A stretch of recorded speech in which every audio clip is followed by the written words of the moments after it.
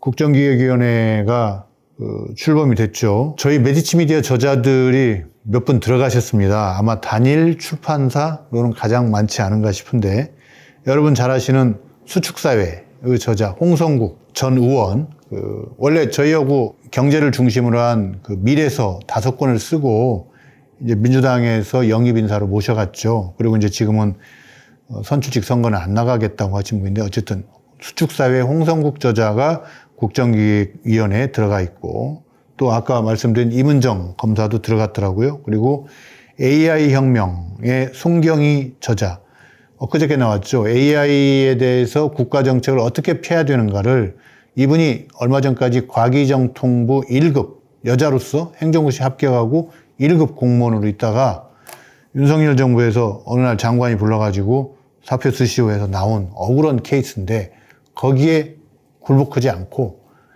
이때다 싶어가지고 AI 공부를, 원래도 AI 담당 실장했는데 열심히 해가지고 책을 썼습니다. 얼마 전에 국회에서 포럼도 하고 많이들 주목을 받았죠. 하정우 AI 수석과 함께 저는 민간에서는 하정우, 공무원 출신 중에서는 송경희 두 분이 앞으로 우리나라 AI 정책을 이끌어가면 좋겠다라고 생각을 하고 있습니다. 어쨌든 송경희 실장도 국정기획위원회에 들어갔고요. 그 다음에 이제 미국 정치 전문가인 경희대 안병진 선생 책을 저희랑 2권 미국 정치에 대해 썼죠. 그리고 연세대 사회학과의 김호기 교수도 역시 저희가 많은 책을 썼습니다. 또 하나 아직 안 나왔는데요. 항공우주 산업을 통해서 한국의 첨단 산업을 발전시키자는 주장을 펴는 분이 계십니다. 박종승 소장님, ADD 국방과학연구소, 여기서 이제 현무 미사일 이런 거 만드신 분이에요. 기계공학과 나와서 직접 무기를 만드신 분인데 이제 행정직으로 ADD 국방과학연구소의 소장을 하시다가 지금은 퇴직하신 분인데, 이분도 이번에 국정기획위원회에 들어갔습니다. 기지부 차관 출신의 김용범, 이분이 이제 대통령 정책실장도 했죠.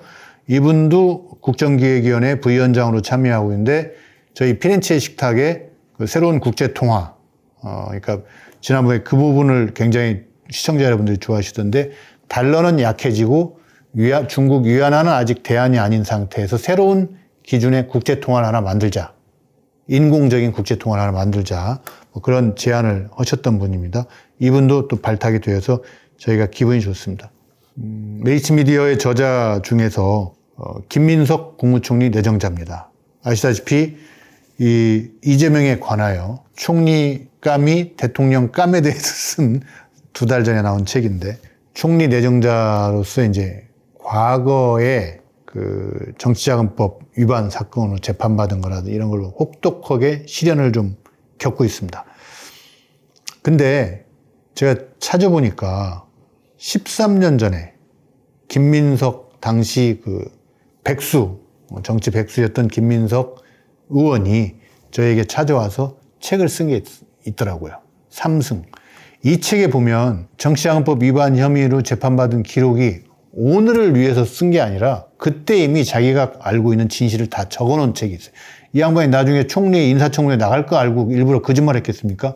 그 당시 시점에서 자기 삶을 정리하면서 그 얘기를 했더라고요. 그 책은 제목이 삼승인데요. 지금 이제 13년 전 책이니까 절판됐고 종이책은 없습니다. 전자책으로 읽을 수 있는데, 그러니까 삼승이라는 제목처럼 자기 개인 얘기가 아니고, 그러니까 2012년 대선을 앞두고 봄에 아직 문재인 후보 확정 전에 그해 말에 대통령 선거에서는 김대중 노무현에 이어서 3번째로 민주 진보 세력에서 대통령이 나와야겠다. 그래야 나라가 산다.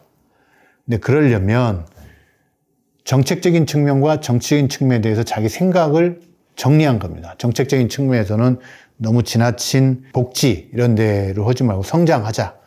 이미 그때 김민석 내정자는 그런 얘기를 했었습니다. 성장과 복지가 함께 가는 것. 그리고 또 하나는 통일 외교 안보에 있어서 대통령은 북한과의 평화를 만들고 그걸 통해서 경제적 번영으로 만드는 것이 가장 중요한 일이다.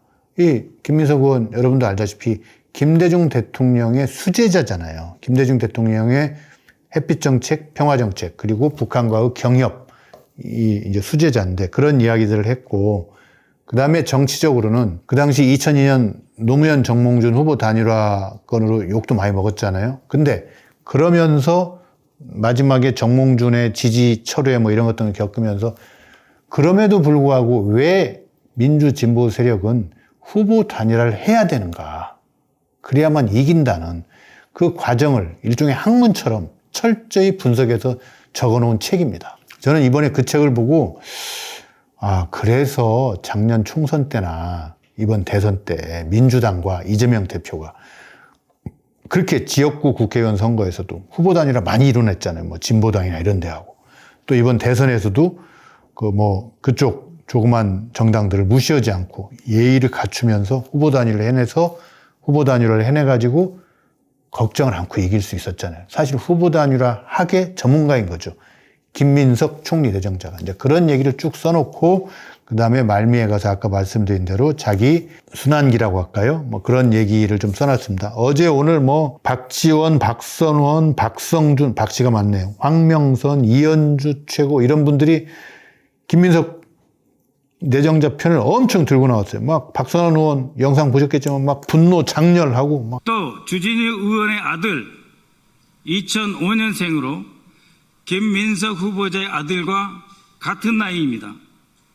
2005년생 주진우 아들과 2005년생 김민석 후보자의 아들 같은 나이인데 벌써 주진우 의원의 아들은 7억 4천만 원에 달하는 예금을 가지고 있습니다.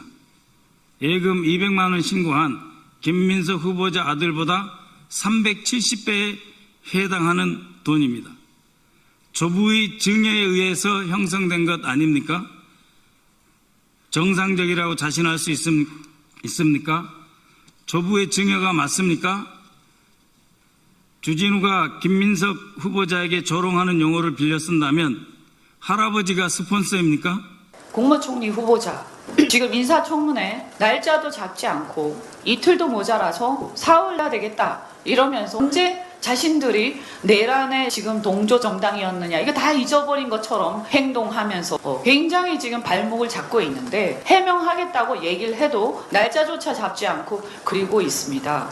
이것은 저는 적반하장도 유분수다라고 생각하고 해도 너무한다라고 생각합니다. 2005년생인 주진우 의원 아들은 7억 원 이상의 예금을 보유하고 있다라고 하는데 주진우 의원의 주장대로라면 국회의원 아빠 없는 사람 어디 서로 살겠습니까? 그 박지원 의원이 페이스북에 쓴 것처럼 32세 DJ에게 발탁되어 올해 61세 사선 의원이 되기까지 파란만장한 인생과 정치협정 30년 그 속에 흠없이 살아온 이가 어디 있을까요? 그러나 신고재산 2억 원이라면 그 진심과 검소함은 이해해 주시리라 믿습니다.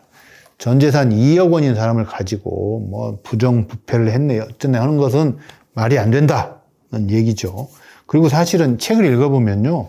그 과정도 말이 안 돼요. 제가 조금만 읽어보겠습니다. 한번 들어보시죠. 서울시장 나갔다가 이제 정치자금법 위반으로 수사받을 때 얘기입니다.